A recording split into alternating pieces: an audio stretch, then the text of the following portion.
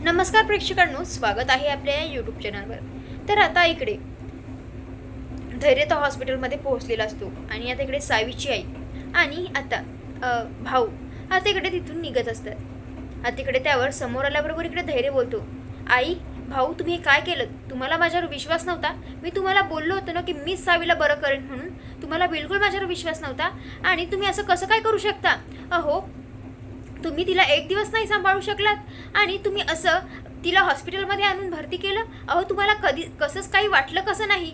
आणि काय हो आई, तुम्ही तर आई आहात ना, आईचं मन असं असतं का? अहो तुम्हाला जरा काहीच का नाही वाटलं? हे बघा, तुम्हाला अधिकार कोणी दिला तिच्या बाबतीत निर्णय घेण्याचा? हे बघा, ती माझी बायको आहे आणि माझ्या बायकोचे निर्णय मीच घेणार आणि काही झालं तरी मी तिला इथून घेऊनच जाणार. आता इकडे त्यावर अनुराधा जी असते ती बोलण्याचा प्रयत्न करते. त्यावर आता इकडे तो बोलतो की काय आई, आणि हे बघा तुम्ही असं करू शकत नाही, तुम्ही तिच्या बाबतीत काहीच निर्णय घ्यायचे नाही. आता इकडे तो त्यांना चांगला सुनवत असतो. आता इकडे भाऊ बोलतात, हे बघा धैर्यराव, आम्ही हे जे करतोय ना त्यांनी आम्हाला काही आनंद होत नाहीये, आम्ही सुद्धा हे सगळं काळजावर दगड ठेवूनच करतोय. त्यावर आता इकडे तो बोलतो, अहो हो, पण तुम्हाला कसं समजत नाहीये? तुम्हाला सावी काही जड झाली का? तुम्हाला झाली असेल जड, पण मला झालेली नाही. काही झालं ना तिला मी माझ्याजवळच ठेवणार आणि मी तिला व्यवस्थितच करणार. आता इकडे असं म्हणून तिकडे तो सगळ्या हॉस्पिटलमध्ये आता इकडे सावी सावी करत ओरडत असतो आणि तिला शोधत असतो. तितक्यात आता इकडे तिथले जे सिक्युरिटी असतात ते बोलतात की तुम्ही इथं कशा काय आलात? आता इकडे त्यावर तो सांगतो की ते माझी बायको आहे, मला तिला भेटायचं आहे, तिला मला घरी घेऊन जायचं आहे. त्यावर आता इकडे ते बोलतात की तुम्ही काही परमिशन लेटर वगैरे आणले का? त्यावर आता इकडे ते बोलतात, हे बघा मी असं काहीच केलेलं नाही. त्यावर आता इकडे ते बोलतात की तुम्हाला परमिशन कोणी दिली? आणि हे बघा असं इथं ओरडाआरड करू नका, इथे पेशंटना त्रास होतो.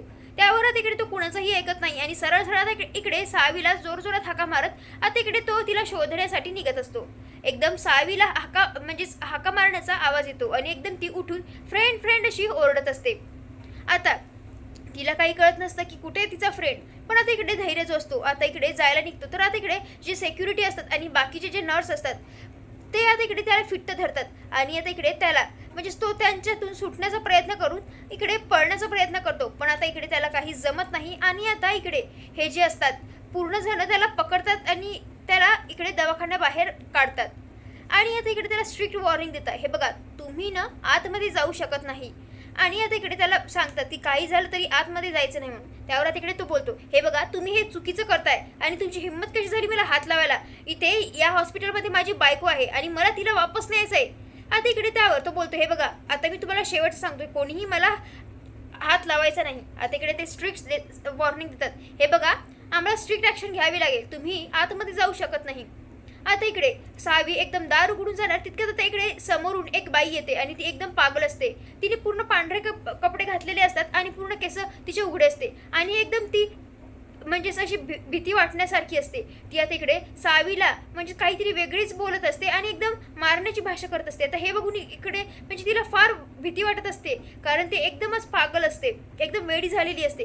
आता हे बघून इकडे ती खूप घाबरते, रडत रडत फ्रेंड फ्रेंड करत असते. तितक्यात समोरून एक सिस्टर येते नर्स आणि आता इकडे त्या बाईला तिथून हकलते आणि सावीला आतमध्ये जायला लावते. आता इकडे ती खिडकी उघडून फ्रेंड फ्रेंड अशी हाका मारण्याचा प्रयत्न करते. आता इकडे धैर्याला तर सावीचा आवाज येत असतो, पण आता इकडे तो त्या दवाखान्याच्या पूर्ण गोल गोल भोवताल फिरत असतो आणि आता इकडे सावी ओरडत असते की फ्रेंड मी इकडे आहे खिडकीमध्ये, तू कुठे आहेस? मला तुझ्याजवळ यायचंय, मला ने ना प्लीज. आता अशी हाका मारत मारत इकडे ती खिडकीतून वाकून बघत असते आणि खाली नेमकं गजांचं काहीतरी बांधकाम चालू असतं, पूर्ण तिथे गज लावलेले असतात.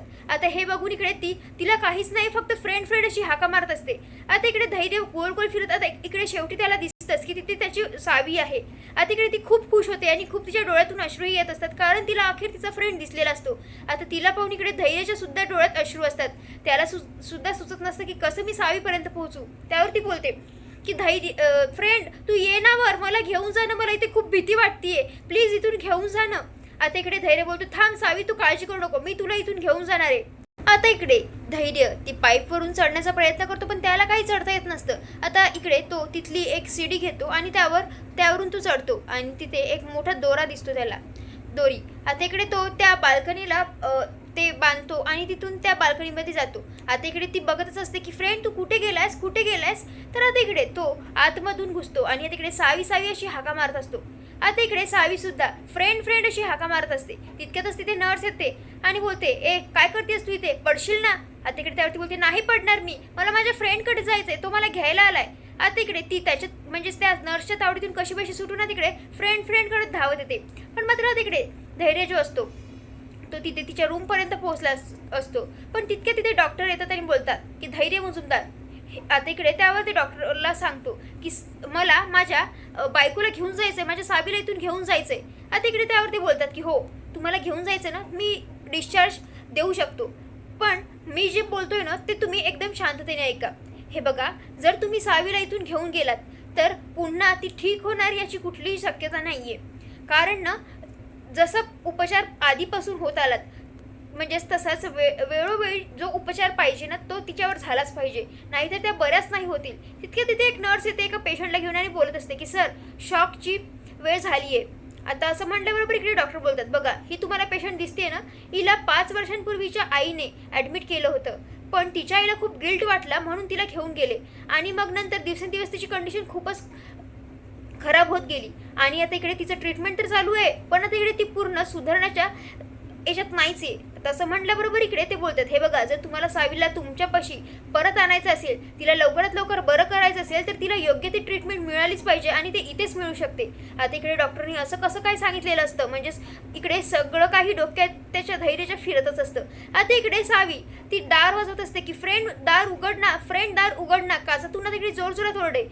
इकडे धैर्य तिच्याकडे बघतो पण तो काही दार उघडत नाही. त्याच्या डोक्यामध्ये तेच ते चालू असतं की कशा प्रकारे सावीला बरं करायचं, म्हणजेच डॉक्टरांनी जे सांगितलंय ते बरोबर आहे की नाही. दुसरीकडे आता इकडे घरी दामिनी सावीच्या रूम मधले एकूण एक खेळण्या तिकडे मोठ्या मोठ्या बॉक्समध्ये भरते आणि आता इकडे खाली इरा अख्खं घर धुवत असते. तितक्यात भास्कर आणि विलास बोलतात, अगं हे काय करतेस तू. त्यावर इकडे इरा बोलते, अरे दादा ते काय आहे ना, मला ना आत्यानी असं म्हणजे सगळं काही इतकं साफसफाई करायला लावली ना की त्या सावीचे इथं पायाचे ठसे सुद्धा दिसले नाही पाहिजे, जसं काही तेरवीच घालतोय. आता असं म्हटल्याबरोबर इकडे यांचं तर असं सगळं चालू असतं, पण तितक्यात दामिनी ते डबे घेऊन येत असते मोठमोठे आणि तिकडे ती बोलते, भास्कर जा आतमध्ये जा आणि असंच एक मोठा डबा ठेवून आहे तो पूर्ण घे आणि बाहेर ये, कारण त्या कार्टीच्या एकही आठवणी मला या घरामध्ये नकोय. आणि आता एकदम ती जाणार तर तिचा पाय तिथे घसरतो आणि ती तिथेच कोसळून पडते. आता इकडे तिला उठताही येत नसतं. हे तिघच जण असतंच हसत असतात. त्यावर इकडे दामिनी बोलते, ए हसत काय बसलात, मला उचला की. तिची चांगलीच कमर मोडलेली असते. आता एकदम तिच्या समोर सावीची भावली दिसते. ती एकदम त्याच्यावर पाय ठेवते आणि बोलत असते, काय ग माझ्या धैर्यापासून मला वेगळं करायला निघली होती ना, आता बघच तुला कशी मी वेगळं करते. आता सडत बसत्या हॉस्पिटलमध्ये वेड्यांच्या आयुष्यभर. आणि तितक्यातच तिकडे डॉक्टरांचा फोन येतो तिला. ते सांगतात की धैर्य मुजुमदार इथे आले होते, आम्ही कसं बसं सांगण्याचा त्यांना प्रयत्न केलाय, आमच्या स्टाफवर त्यांनी अटॅक सुद्धा केलाय, पण मला नाही वाटत की त्यांना आमचं पुरेचं बोलणं पटेल, म्हणून तुम्हीच इथे या. आता इकडे धैर्य तिथेच बसलेला असतो सावीचा विचार करत. त्यावर इकडे डॉक्टर बोलतात, अहो किती वेळ अजून तुम्ही इथे बसून राहणार आहात. त्यावर आता इकडे तो बोलतो की जोपर्यंत माझी सावी बरी होणार नाही तोपर्यंत मी इथेच राहणार. त्यावर तितक्यात तिथे दामिनी येते आणि बोलते की डॉक्टर मी बोलते त्याच्याशी. आता इकडे दामिनी त्याला पूर्णपणे सांगण्याचा प्रयत्न करते कशा प्रकारे सावीला म्हणजे बरं वाटेल वगैरे, आणि हे सगळं तिचं नाटक असतं हे आपल्याला चांगलंच माहिती आहे. आता इकडे धैर्य तर तिथून चालला जातो, कारण आता इकडे त्याने ठरवलेलं असतं की आता सावीला इथेच वेड्यांच्या दवाखान्यामध्येच ठेवायचं, कारण लवकरात लवकर ती बरी होऊ शकते असं म्हणून. आता इकडे तो तर चालला जातो आणि हा भाग इथे संपतो. तर आता इकडे आपल्याला पुढील भागात पाहायला मिळणार आहे की आता इकडे सावी जी असते तिच्या बेडवर बसून रडत असते.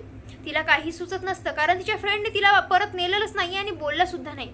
आता इकडे दामिनी दारातून बघत असते आणि तिची दाराची कडी फिट्ट लावते आणि बोलत असते की सावी नाईक, आता बघच तुला कसं मी माझ्या धैर्यापासून मोडते आणि तुला त्याच्यापासून तोडणार तर आहे, पण आता इकडे आयुष्यभर तू इथे सडत राहा. तर आता प्रेक्षकांनो, आता तुम्हाला काय वाटते, आता हा धैर्याचा निर्णय चूक आहे की बरोबर, म्हणजेच त्याने सुद्धा हे ठरवलेलं आहे की तिकडे सावीला बरं करण्यासाठी वेड्यांच्याच हॉस्पिटलमध्ये ठेवणार म्हणून, पण आता या सगळ्यांमधून सावी आता इकडे बरी होणार की अजूनच तिची हालत बिघडत जाणार. तुम्हाला काय वाटते नक्की कमेंट करून कळवा. धन्यवाद.